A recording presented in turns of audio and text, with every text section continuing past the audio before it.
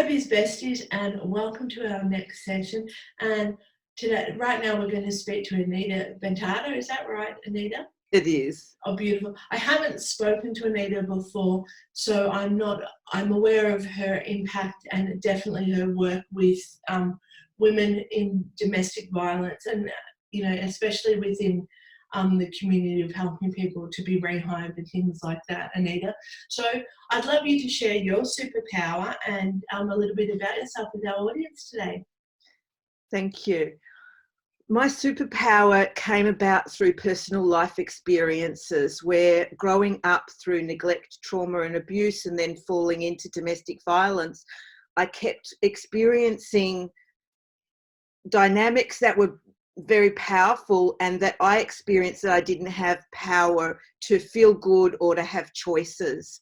And so through my own personal journey and my own deep processing and changing careers and becoming a specialist psychotherapist to do with trauma and abuse, I then realized that my superpower was I'm just so passionate for women to realize how much power they have, and even when a situation, no matter what it is, it doesn't even need to be domestic violence, but whatever situation leaves you feeling with limiting beliefs about yourself or about being in the world, then that's where my superpower comes in, because I have a way of being able to go beyond the way our conscious mind interprets things, to be able to shift long-standing patterns easily and quickly and access the power that you have and the potential of your untapped conscious mind, but particularly your unconscious, your instinct, your intuition.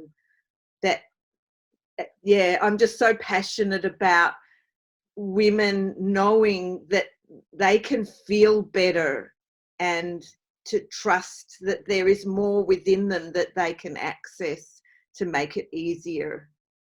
Yeah, I totally agree. My superpower is believing that women all have the strength to create whatever they want.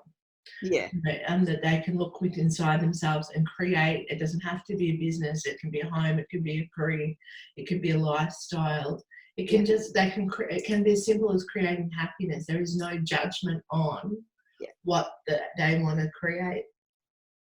And you've touched on DV, which is, and DV, domestic violence, for everybody just to know.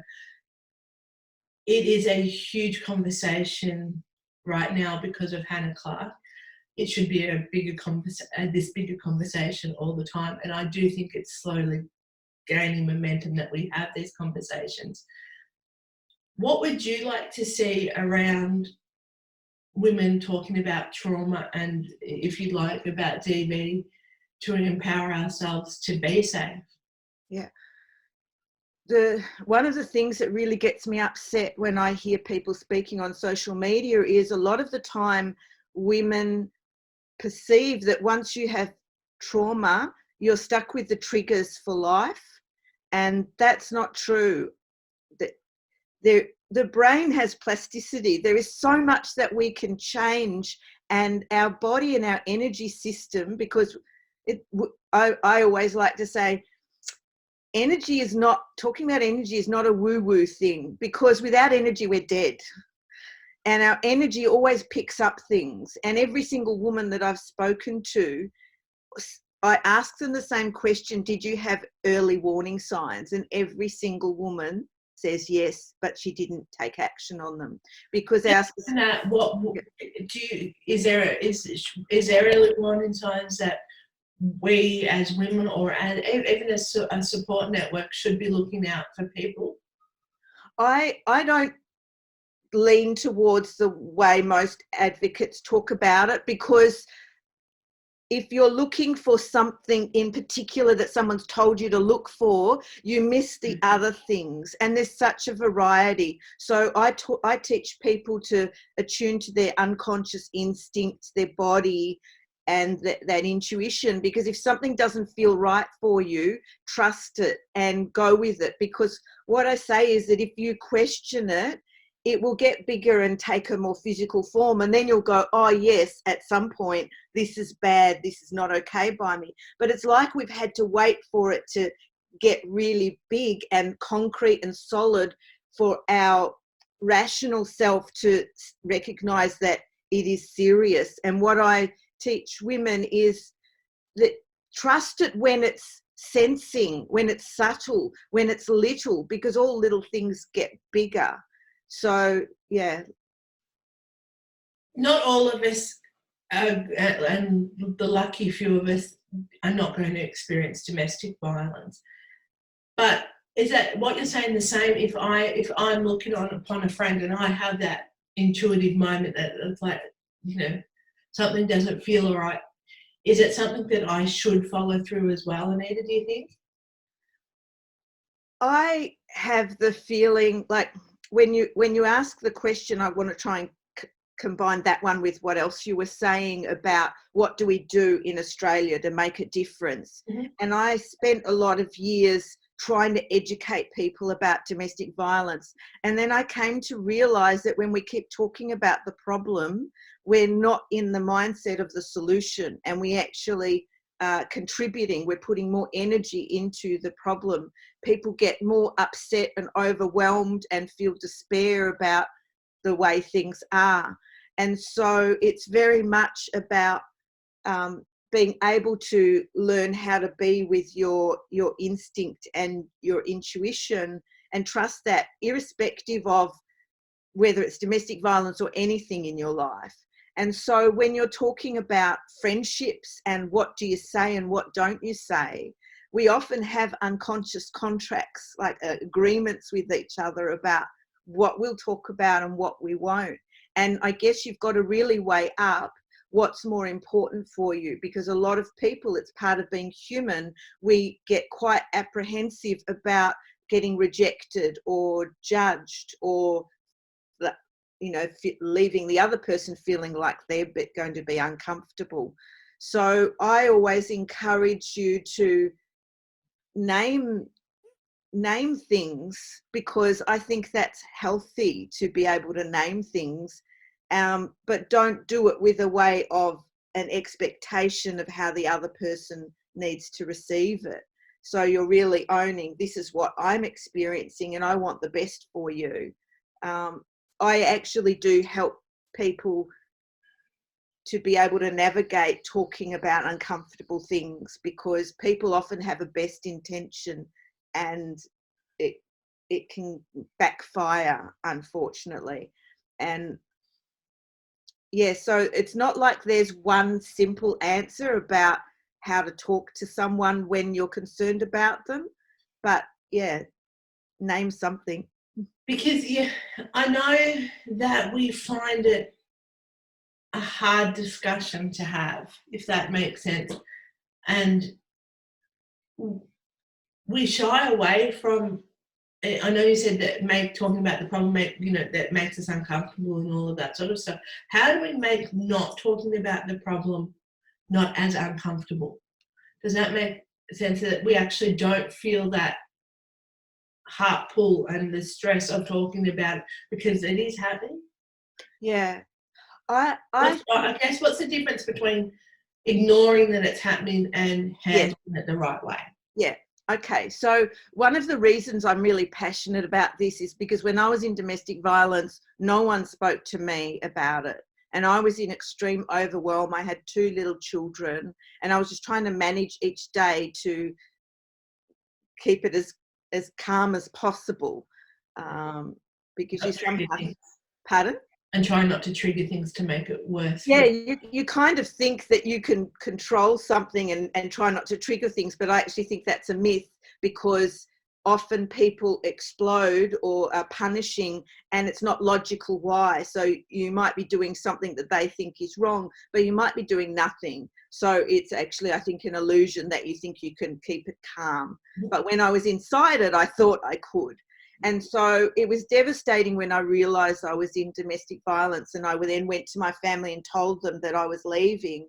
And after that, one of my sisters said to me that she used to cry when she'd leave after visiting me. And after I wrote my book, one of my sisters said to me that they used to talk to each other.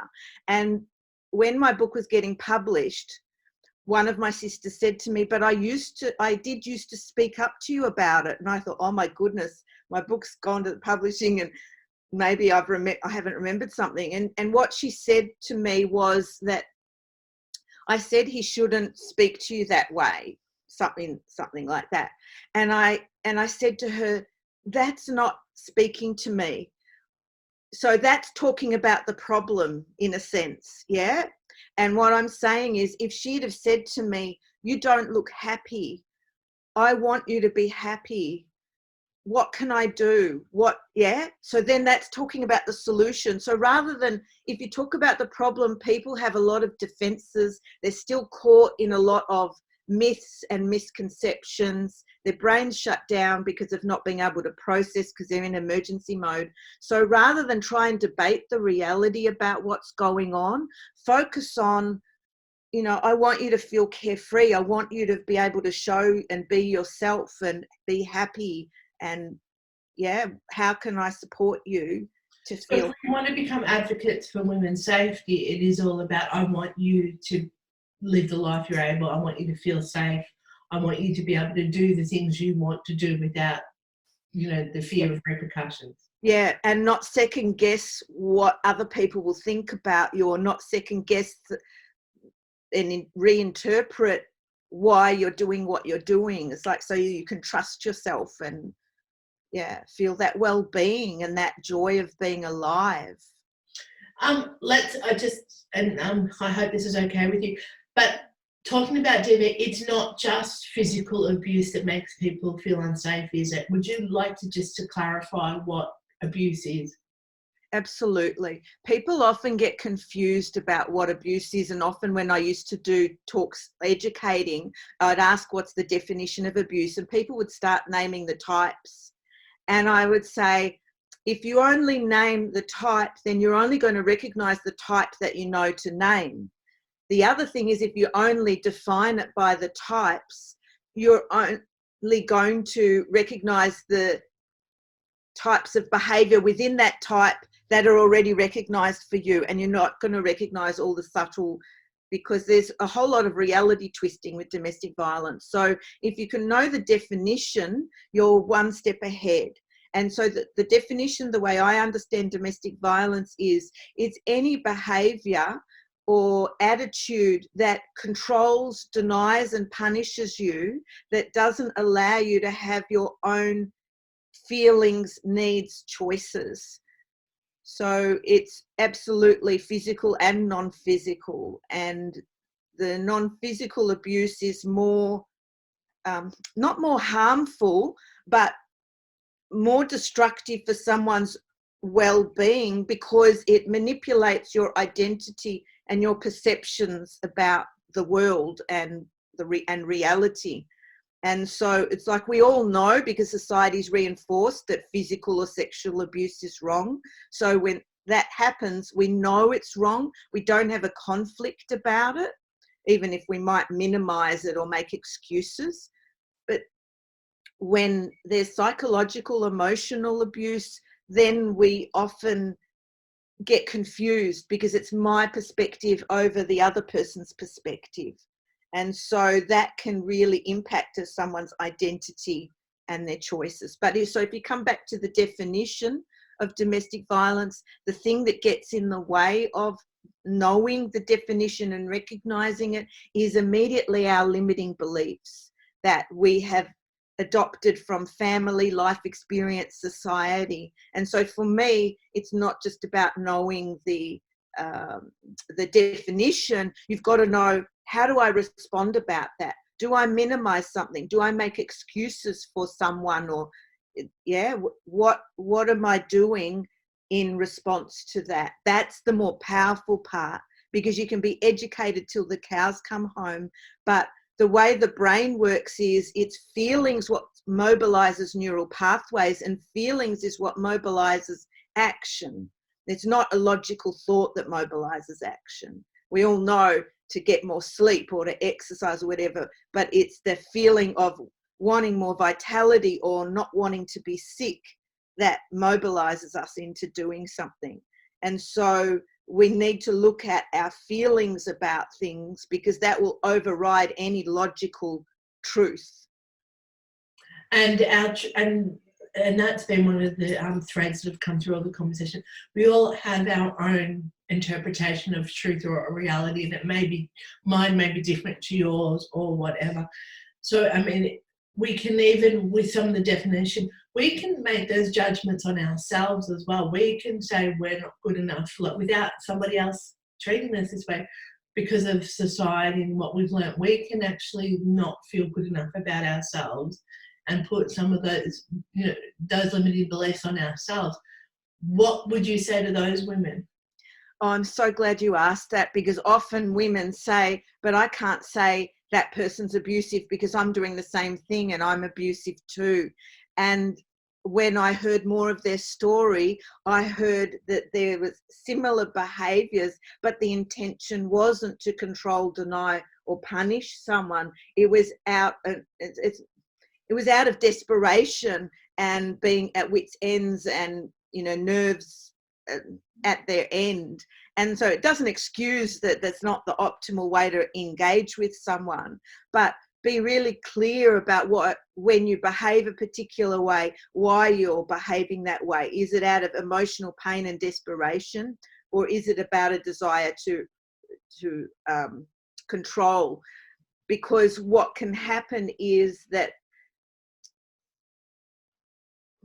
people that use tactics of abuse, they will always explain, blame and deny, whereas a person that genuinely doesn't want to control, deny or punish someone, and we might have moments of wanting to punish someone when we're feeling angry, but in the whole spectrum we keep coming back to, I don't like this, me behaving this way, I don't want to behave that way to someone else, I'm feeling stuck.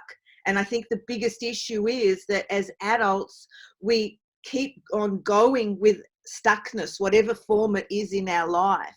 We keep going on with feeling overwhelmed and feeling in conflict in ourselves, and we don't know how to find the right person to help us, or we don't even think about finding it. It's almost like once you're an adult, you've got to work it all out yourself, instead of, well, there's certain things that society and our parents didn't teach us adequately about how to negotiate stress, love, internal conflicts, a whole lot of things. So people are often mislabeling. It's a massive thing, I find, mislabeling what's going on.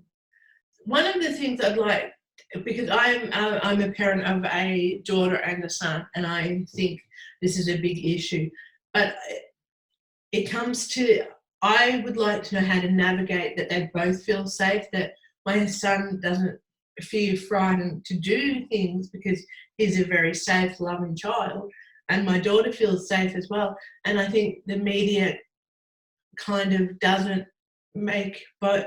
How do we make them both feel safe and teach them be safe?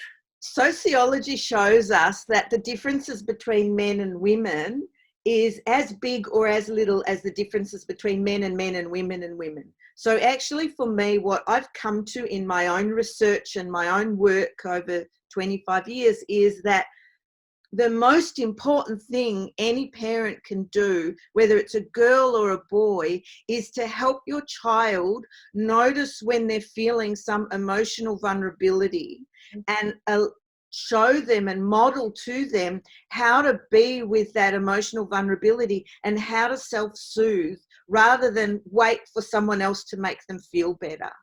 Because I think that's the dynamic that happens for females or males, that, and I'm generalizing here because often it is the male using abuse to the female, but I've worked with it being the reverse as well. It doesn't matter.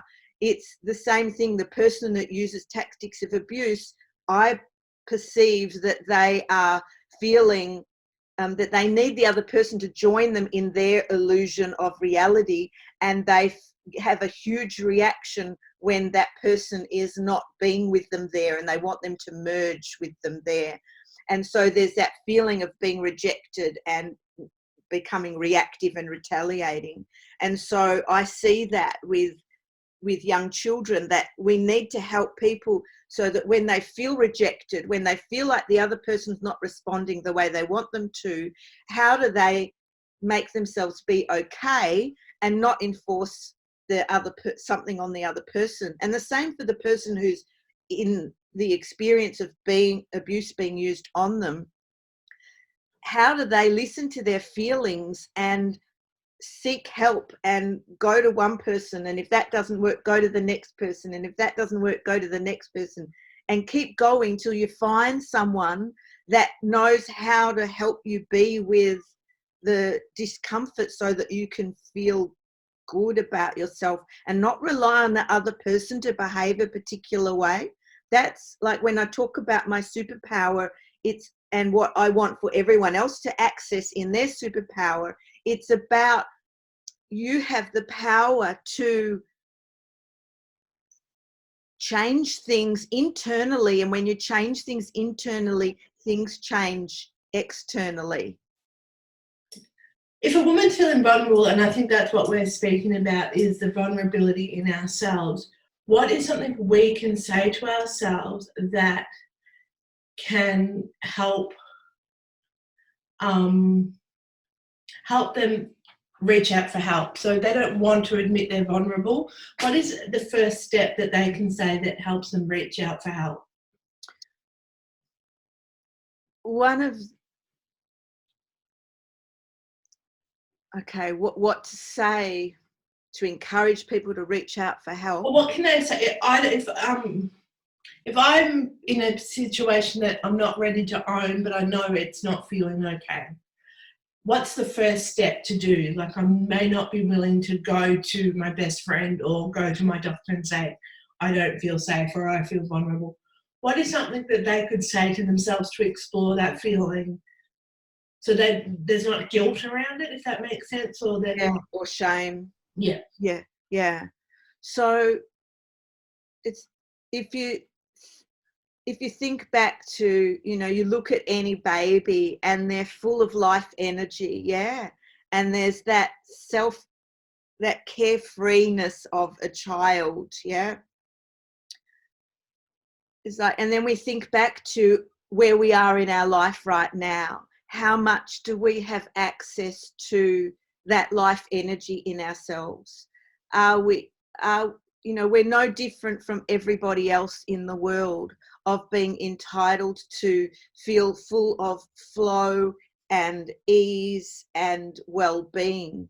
And so if we're feeling conflicted a lot of the time, but we don't want to go to somebody else, to start being able to think about, if this was your best friend, or if this was your child, what would you want for them?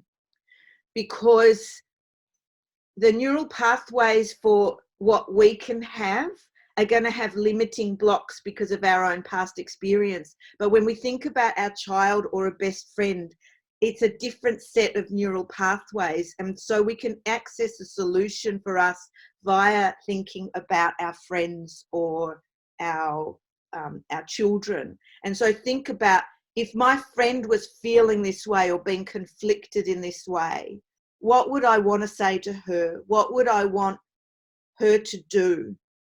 Or, if it's my child, because that can often free us up to realize what our next step is, or how to encourage ourselves. Like, you're important. You're really, really important. You being happy is important. So, Anita, thank you for having this really important conversation, because it is something that I think is really important as a group of women we need to be aware of. And if anybody wants to discuss this further with Anita, how can they contact you? I'm on every social media platform. I'm pretty easy to find. Plus, my website is myname.com, so people can find me under anitabentata.com. And beautiful. In the description, Anita's Facebook page has been tagged, so please reach out. And if you have any questions, please put them in this post, and Anita will jump in and answer them. But remember, if you would like to feel safer or you don't feel happier, please reach out to somebody for help, because you are, as Anita said, you are important, and we do want you to be happy and safe.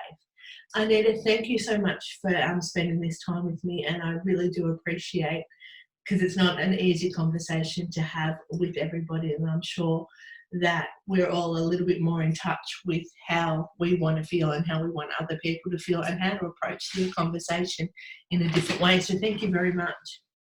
Oh, thank you. It's just an honour to support other women. I just want all women to be able to get to things easier than what I did, or my children. It's like we can all benefit and create a momentum for each other to make it easier.